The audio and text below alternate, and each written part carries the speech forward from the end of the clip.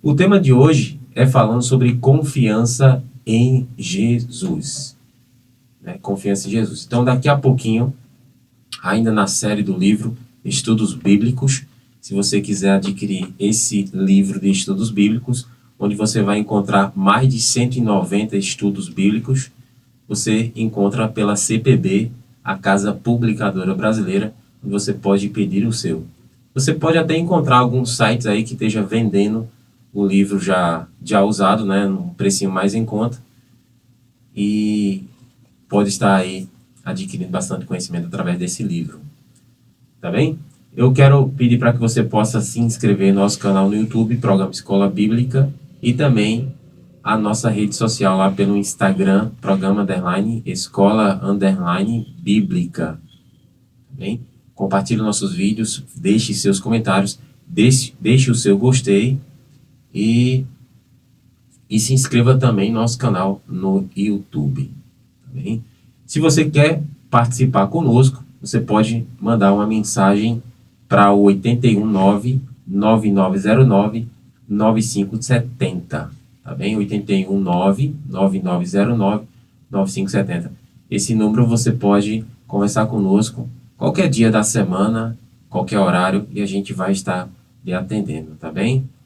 Ok. É momento de refletir e analisar as Escrituras. Vamos abrir a Bíblia e estudar o tema de hoje. Muito bem, estou com os meus amigos aqui, Paulo Henrique, Leandro Santos, né? Quero mandar um abraço aqui para o nosso amigo e integrante aqui do programa, o Josivan. Ele já tem algumas semanas que ele não... Tá de férias, né? Tá de férias. Ele passou por uma cirurgia, né? Então, por isso que ele está ausente, né? Mando um abraço para Josivan. Deus lhe abençoe e vamos estar orando pela sua recuperação, né? Pois é. Leandro Santos, né, está aqui conosco. Que Deus lhe abençoe, né? Que Deus nos abra os nossos corações, a nossa mente, para que a gente possa entender, compreender cada vez mais a sua palavra, que ele possa sempre esteja falando ao nosso coração, não é isso? Leandro, que é lá da Igreja da Caixa d'Água, juntamente com nossa irmã Maria José, que é a diretora lá da igreja. E é isso aí. Como é que você está, Leandro? Como é que foi a semana? E como é que vai a saúde, a família? Boa tarde, querido rádio ouvinte. Boa tarde, amigos aqui presentes.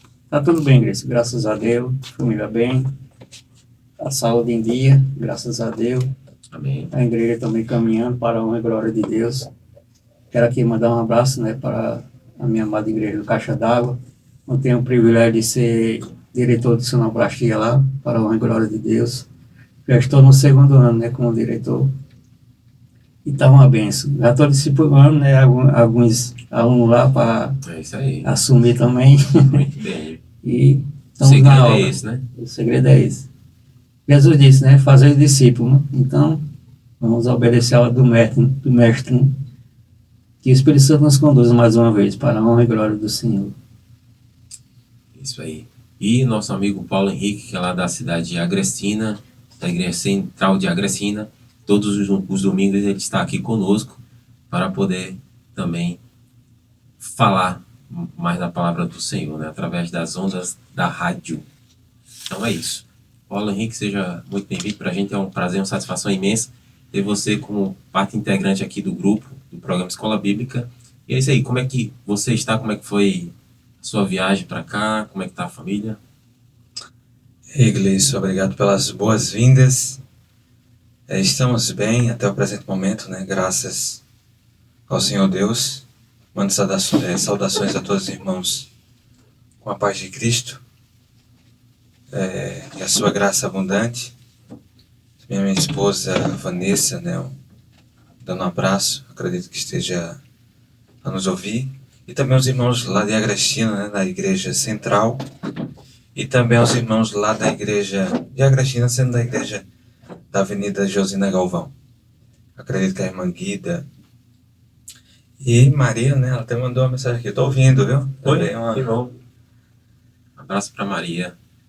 A todos, né, que estão ali, que têm buscado o Senhor. né? Que o Senhor os abençoe. E também aos nossos amigos, né? Os ouvintes aí, de diversas cidades aí que estão sempre a nos ouvir. Que a bênção do Senhor Deus esteja com todos eles. E que o Senhor conceda mais e mais entendimento, não só teórico, mas prático da palavra. E para nós é uma alegria, né? Tê-los como ouvinte, falar como um certo radialista aí. Obrigado pelo rádio ligado, né? Apesar que hoje o celular, né? Todos os aplicativos. Então, obrigado pela escuta, né? Está sempre a nos ouvir. Muito bem. Como eu falei, o nosso estudo de hoje, o tema é confiança em Jesus. E a gente vai iniciar nesse exato momento. Só que antes a gente vai fazer uma oração para que Deus possa conduzir, né? Para que Deus possa preparar os corações para ouvir a sua palavra. Convido o nosso amigo Leandro para fazer a oração. Convido você, amado rádio ouvinte, a curvar a fonte conosco. Vamos falar com o nosso amado Deus. Grandioso eterno Pai, aqui estamos, Senhor, uma vez mais diante de tua santa e preciosa presença. Não porque somos merecedores, Senhor, daqui está. Mas aqui estamos é por tua graça, tua misericórdia, teu perdão tem nos alcançado dia após dia. Pedimos, Senhor, humildemente nesse momento, a presença do teu bom e santo Espírito, para que conduza mais esse estudo. Tu me vá ao encontro de cada coração que nos ouve nesse momento, que tudo seja para a honra e glória do teu santo nome.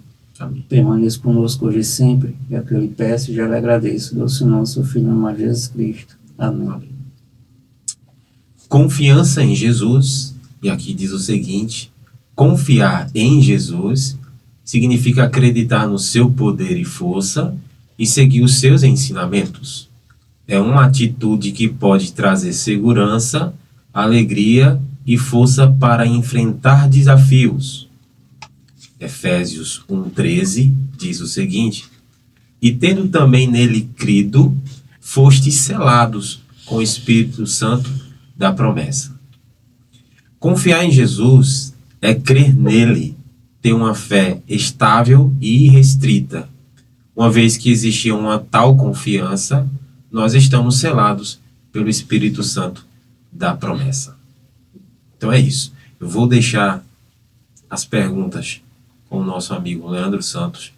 Se o nosso amigo Paulo Henrique quiser fazer alguma introdução, falar antes da gente iniciar o nosso estudo bíblico, pode ficar à vontade.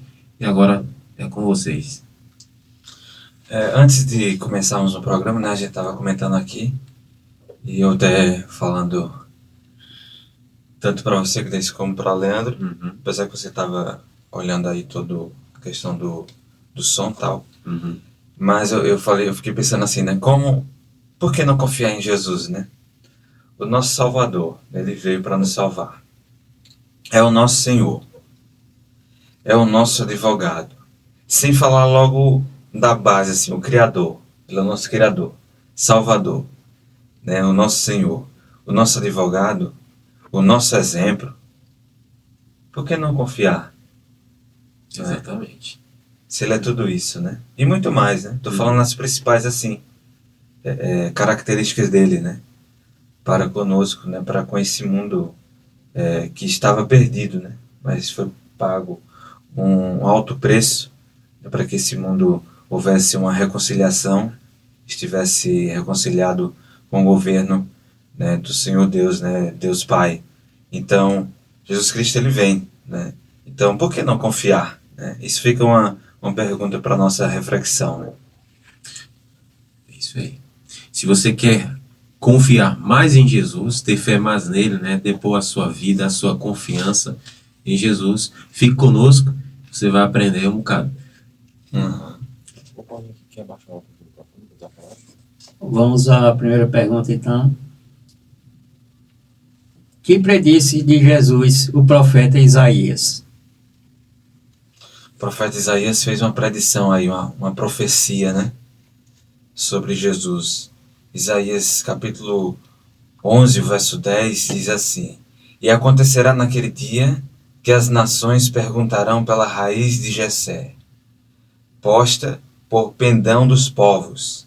Esse pendão aqui, eu acredito que em outras traduções fala até uma bandeira, né, dos povos. Sim. E o lugar do seu repouso será glorioso. Então fala que os gentios, eles iam procurar, né? Iam buscar, né, a Cristo. Ele seria colocado, pois, por pendão dos povos. Então todos, né, iriam se aproximar. E até aqui fala que Paulo, na carta de Romanos, escrita por ele, né, inspirado pelo Espírito Santo, Romanos capítulo 15, verso 12, diz assim: Paulo empregava a expressão para reger os gentios, e outras versões reza: nele confiarão os gentios. Então, Jesus Cristo foi colocado para que realmente houvesse confiança. E isso não só por parte do seu próprio povo, porque infelizmente quando ele veio, a maioria ali o rejeitou, mas os outros povos, né, os gentios, iam confiar nele, era a profecia, e de fato aconteceu. Até o próprio Jesus, ele fala ali em João, eu acredito que seja no capítulo 12, que ele diz assim: eu, quando for levantado sobre a terra, todos atrairei a mim. Então, Isso. haveria, ou seja, todo mundo iria olhar para Cristo, ia ser atraído nele, teriam essa confiança, iriam depositar essa confiança, né, buscá-lo. Então, Quer dizer que Romanos 15, 12 é uma repetição da profecia que foi predita ali pelo profeta Isaías, só que agora em cumprimento. em né? cumprimento. Cumprimento, né? E ele usa essa expressão, né? Nele confiarão os gentios, né? E de fato, Jesus atraiu, né, os gentios.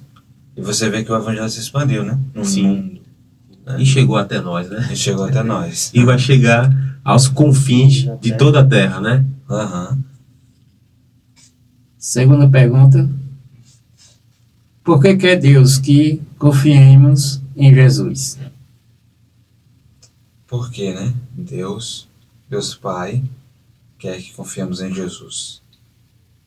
Efésios capítulo 1, o verso 12 diz assim: com o fim de sermos para louvor da sua glória, nós os que primeiro esperamos Em Cristo. em Cristo. Então tem a finalidade aí, né? Com o fim de sermos para louvor da sua glória, para sermos uma exaltação à pessoa de Deus, nós os que primeiro esperamos em Cristo. Olha, em outras palavras, né? Se espera porque confia. Né? Então, Deus, ele teve essa finalidade, né? Por que nós cremos em Jesus? Vai ser uma exaltação ao próprio Deus, porque Deus Pai entrega Jesus Cristo a este mundo, para que todo aquele que nele crê, aí entra a confiança, não pereça, mas tenha vida eterna, né? João 3,16. Então, ao você seguir esse plano, você confiar em Cristo, você vai exaltar, né? E no final você acaba se dando bem, né? Porque confiança em Jesus é salvação dos pecados e salvação completa, como um todo, né? Terceira pergunta: que fizeram os efésios ao ouvirem o Evangelho? Efésios capítulo 1, verso 3 diz assim: em quem também vós estáis, depois que ouviste a palavra da verdade, o evangelho da vossa salvação. Na primeira parte aí, né, do verso. Então, em quem vós estáis. Então, uma vez que eles, os efésios, ouviram, né, o evangelho, eles tiveram essa confiança e agora permaneciam, né, na pessoa de Cristo. Então, essa confiança também leva a um relacionamento. Não a confiança, Jesus lá e eu cá. Mas uma confiança de realmente agora ter um elo, né? Ter uma ligação, uma amizade. O Paulo falando aqui, né? E quem também vós estáis, né? Por quê? Nós estamos nele, né? Uhum. Quem está em Cristo é nova criatura, né? Não vivo eu, mas Cristo vive em mim. E eles, ao ouvirem a palavra da verdade, o evangelho da salvação, nele, em Jesus, se apegaram, né? Depositaram a sua fé e sua confiança.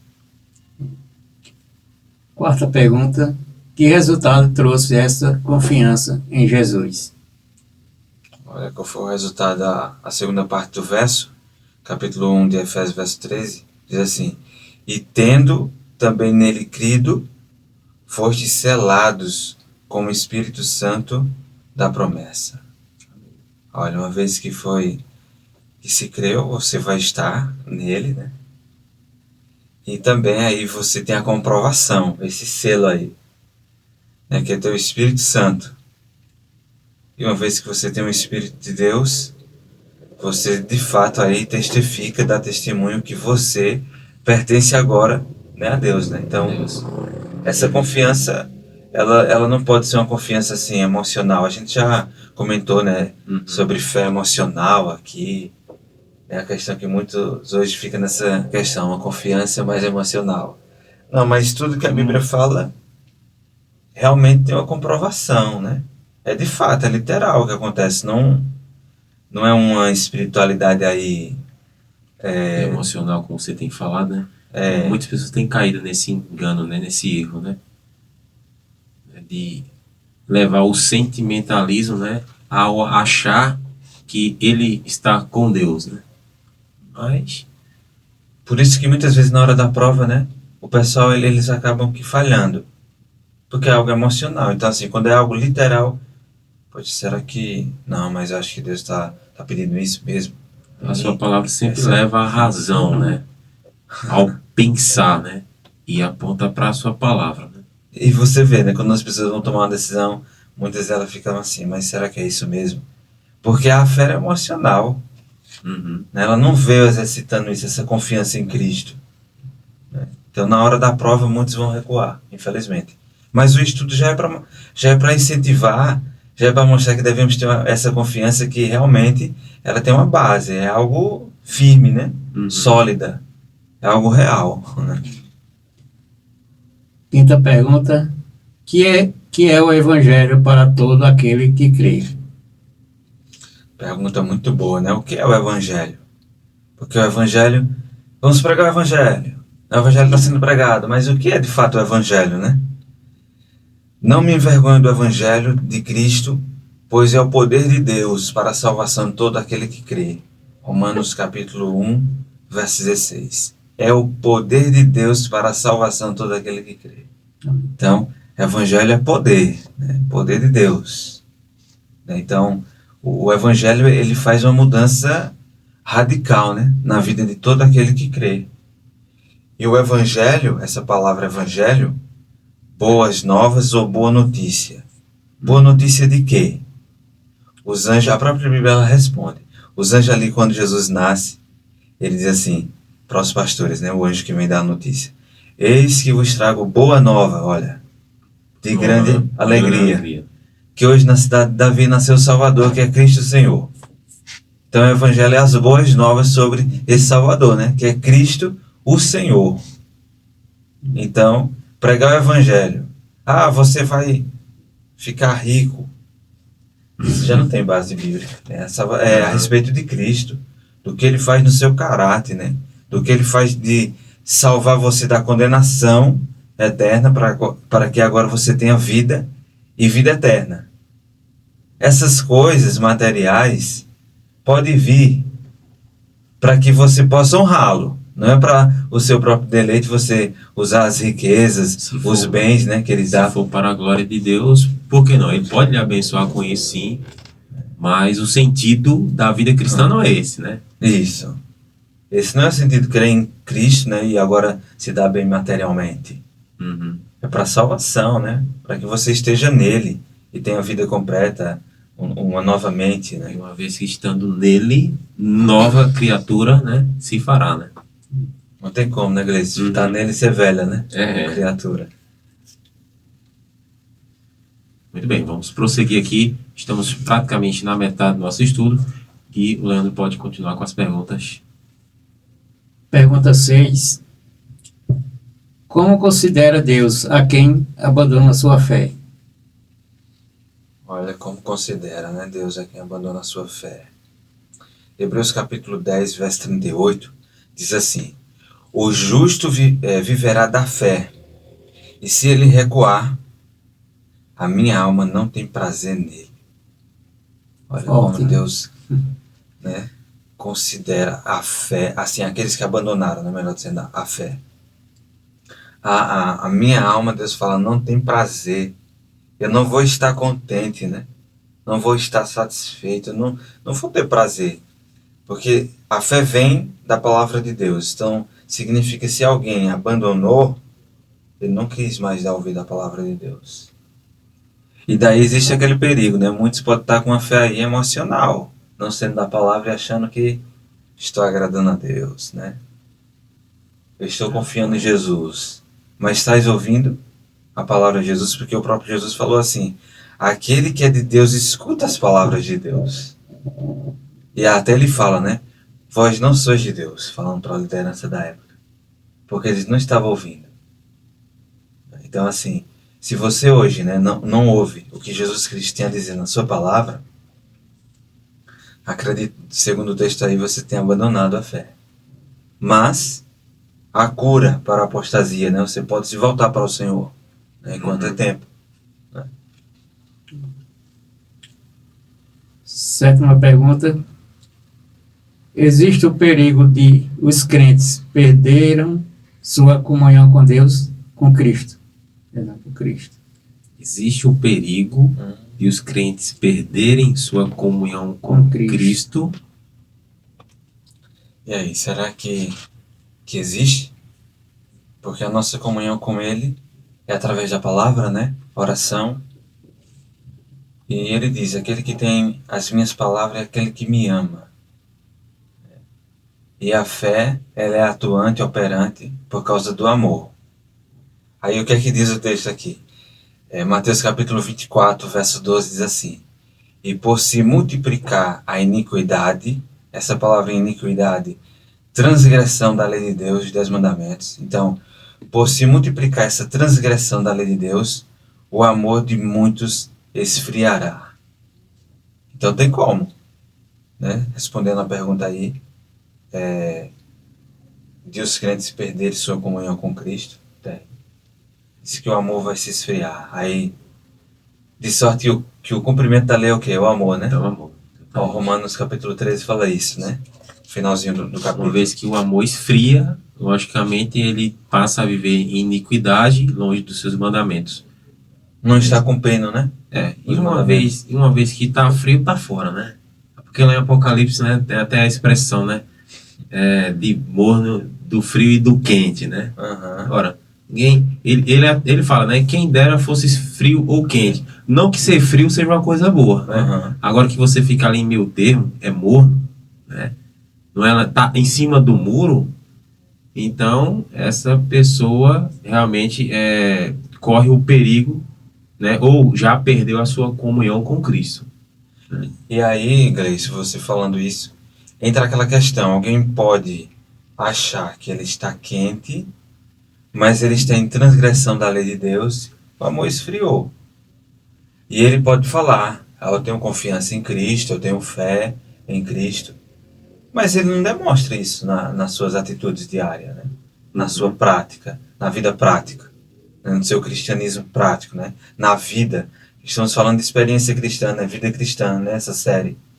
Então, é possível aí se perder. Agora, interessante, lá fora, entre as pessoas que não servem a Cristo, não existe um amor genuíno. Então, essas palavras aqui é para o povo de Deus. Que ao transgredir, ao se multiplicar a transgressão da lei de Deus, o amor vai se esfriar. Então, por isso que você vê no mundo aí, evangélico, né, protestante, católico, enfim, muito professar de crer em Cristo, né?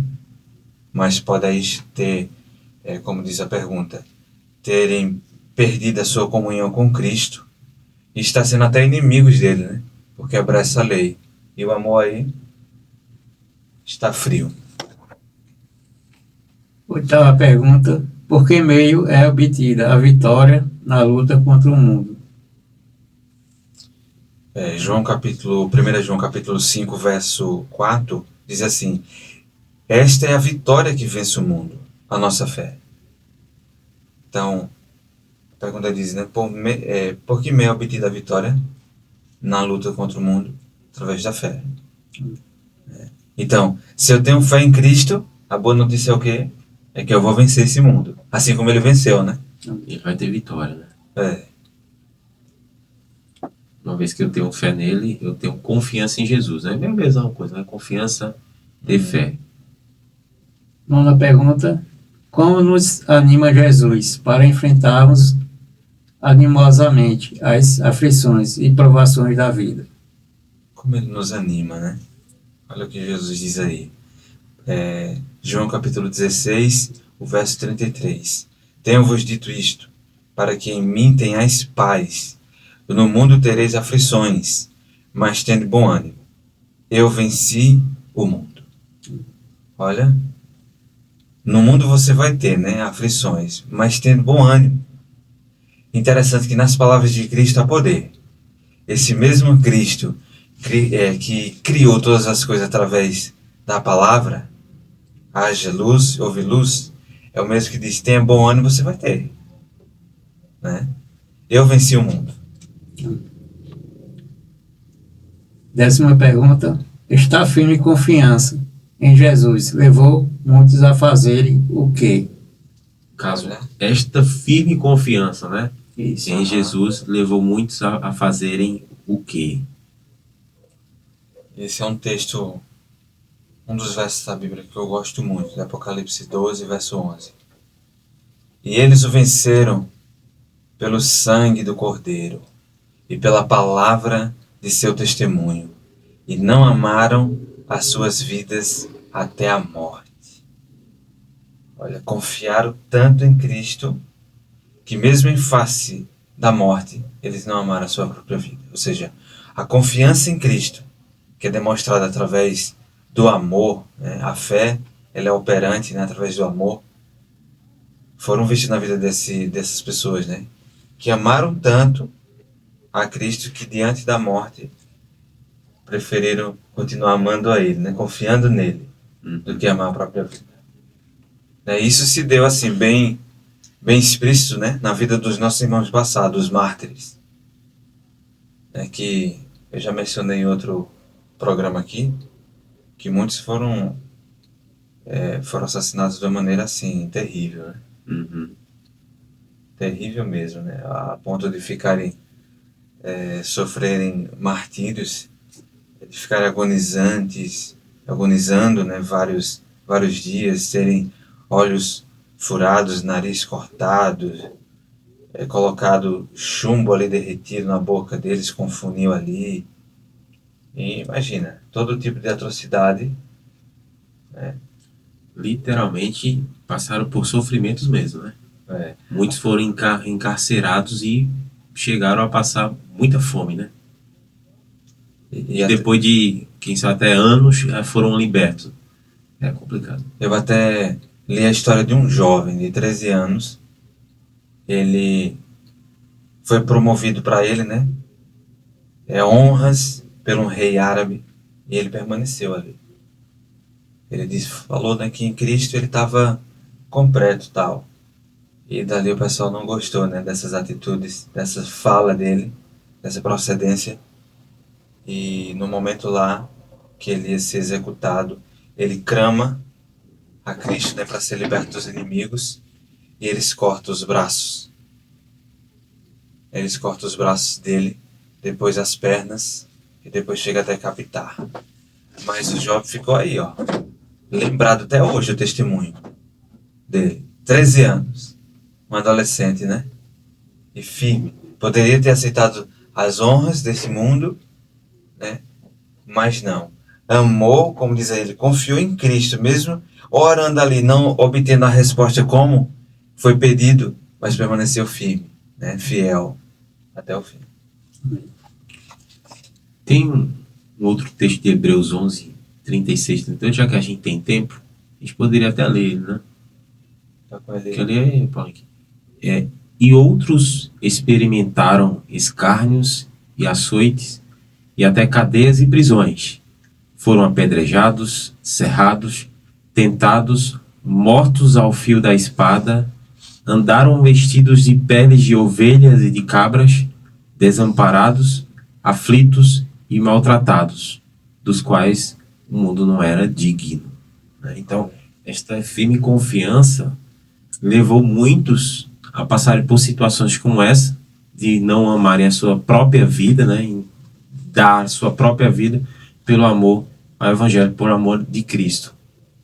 Interessante que ao você ler esse texto, né, já começa com os profetas.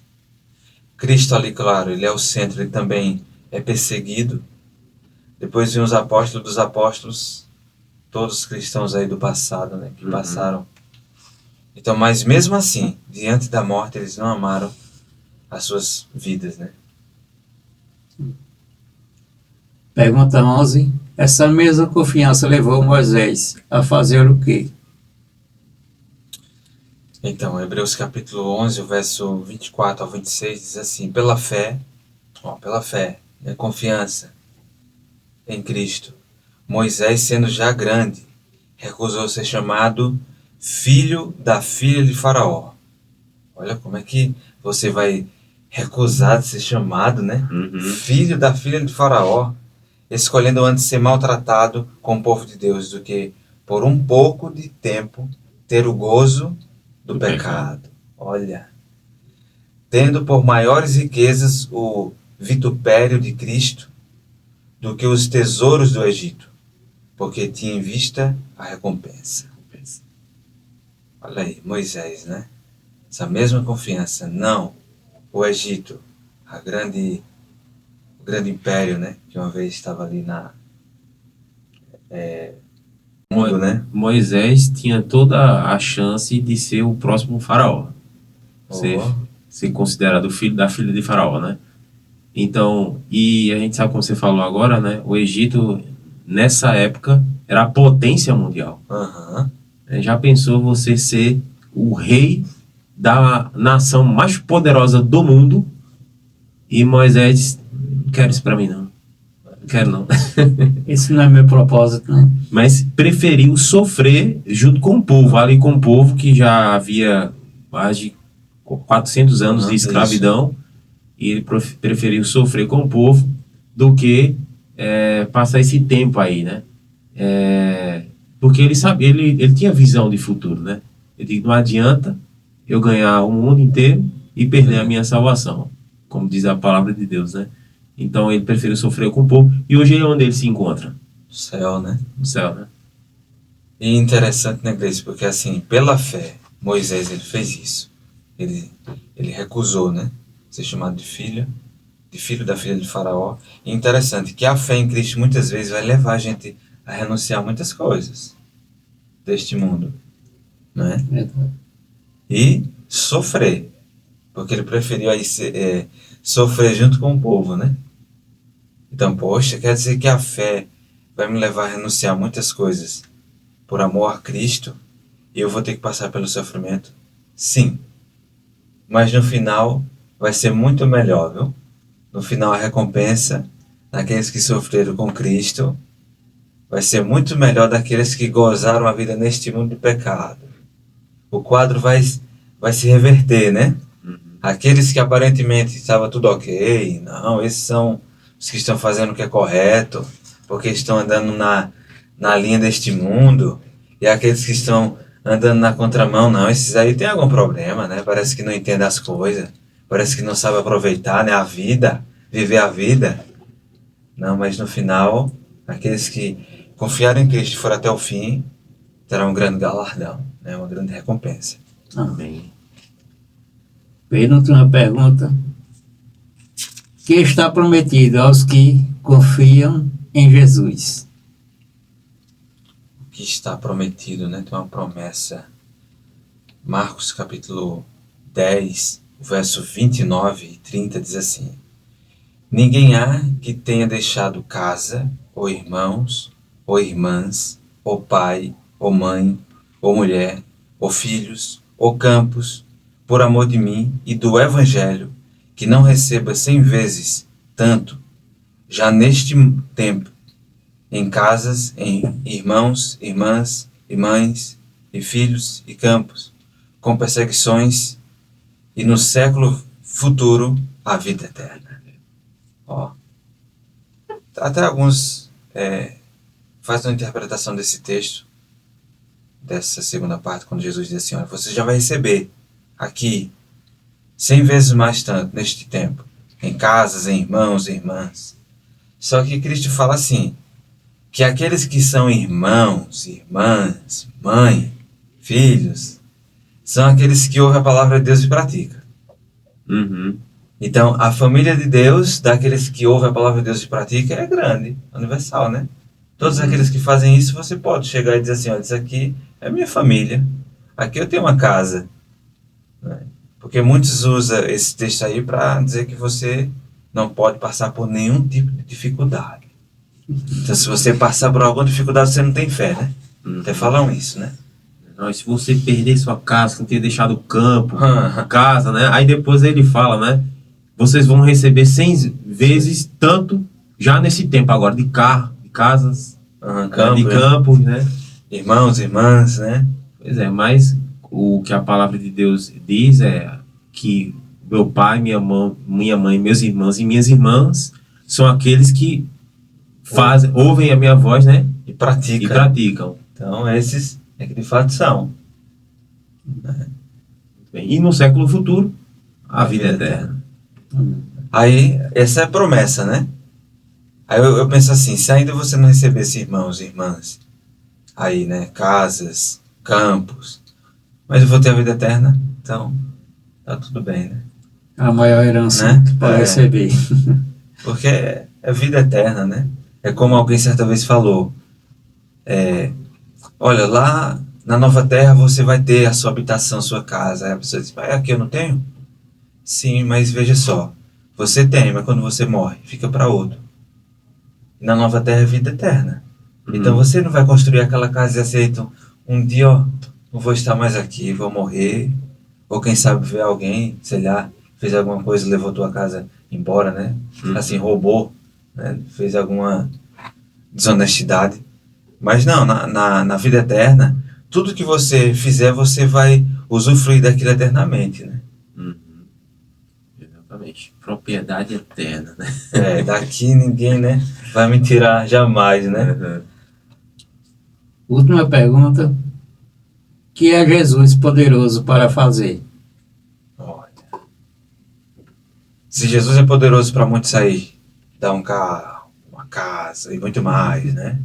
Mas o que ele... Aí entra o ponto assim, X, né, na questão, né? Vai direto no ponto que eu acredito que mexe com todos, né? Quando vão seguir a Cristo. Ah, mas se eu abandonar ele? E se eu ficar aí pecando? Eu lembro quando eu tomei a decisão para servir a Cristo, né? Segui-lo, com 12 anos, ali para me batizar, no dia 29 de setembro de 2002. Aí antes, um pouco antes, acredito que alguns meses, você vai se batizar mesmo, alguns disseram, né? Mas você é muito novo. Você vai sair aí e vai ficar pecando, vai ser pior. E eu lembro que eu falei assim, não, mas eu quero seguir, né? Eu não estou nem pensando nisso, ó. O pessoal está querendo me dar ideia, né, de parece abandonar o caminho.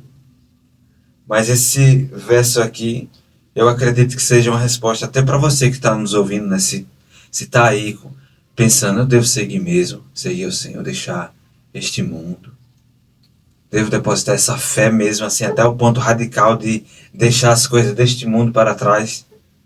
Judas, verso 24, diz assim, ora, aquele que é poderoso para vos guardar de tropeçar e apresentar-vos irrepreensíveis com alegria perante a sua glória. Então, ele é poderoso para vos guardar de tropeçar, de você cair na vida espiritual, de você abandonar, de você deixar de ter comunhão com ele, de você querer agora viver a sua própria vida, né? Viver uma fé aí falsificada. Ele é poderoso para impedir aí de você tropeçar, de você cair, de você ir para o mundo. Então, aí entra a prova. Se você de fato confia em Jesus Cristo, esse verso tem que se cumprir. Eu vou acreditar que ele é poderoso para me livrar de tropeçar. Amém. Louvado seja Deus. Porque se eu não acreditar que ele é poderoso, então essa confiança em Cristo aí precisa ajustá-la, né? Então, voltar novamente, sei lá, o vaso precisa ser quebrado e feito novamente, com confiança em Cristo, porque tem que confiar no que ele falou. Né? Muitos se falam de Cristo, né? Mas não acredita que isso aqui pode ser possível na sua vida, né? Então, É o que? É uma meia crença, meio... uma meia... Não é que isso não existe, né? Você é, você não é. Né? Esse verso que é tão usado, né? No mundo três aflições, mas tendo bom ânimo, eu venci o mundo, né? Não, Cristo venceu. Não, mas o que ele está querendo dizer aqui é que você pode vencer também. A sua alegria não deve estar simplesmente só no fato de Cristo ter vencido ali na cruz, né? Mas o fato dele dar esse poder para que você possa vencer também, né? Ao vencedor, vai sentar comigo no meu trono, assim como eu venci e sentei no trono do meu Pai. Então, esse último verso que você leu agora, né? Ele é poderoso para vos guardar de tropeçar, né? É o que ele já tinha dito já, né? Uhum. Tem de bom ânimo, né? Tem bom ânimo. Que esse poder, né? Essa tristeza que você está passando aí, né? Você pode vencer, você vai vencer, né? Em meu nome, né? Ô, Gleice, interessante que quando você começa mais a meditar na palavra de Deus, aí vem outros textos bíblicos, né? Tem aquele lá de Amós. Andarão dois juntos se não estiverem de acordo? Aí como é que você diz assim? Eu ando com Cristo hoje. Cristo está sempre no meu viver diário, eu converso sempre com Ele. Aí quando chega nesses pontos aí, que você vai mostrar a sua fé nele, você parece que está em desacordo com Ele. Olha, eu não acredito, mas espera aí. Também isso assim, não É dessa radical forma. demais. É radical demais. Então como vai andar os dois juntos se não estiverem de acordo, né? Uhum. Tu estás de acordo com o que eu estou falando para você? Ou seja, você acredita no que eu estou te dizendo? Porque como é que a gente vai andar os dois juntos se você não está de acordo com o que eu falo, né? Com o que está escrito na palavra? Está duvidando das minhas promessas? Aí não tem como, né? Andar.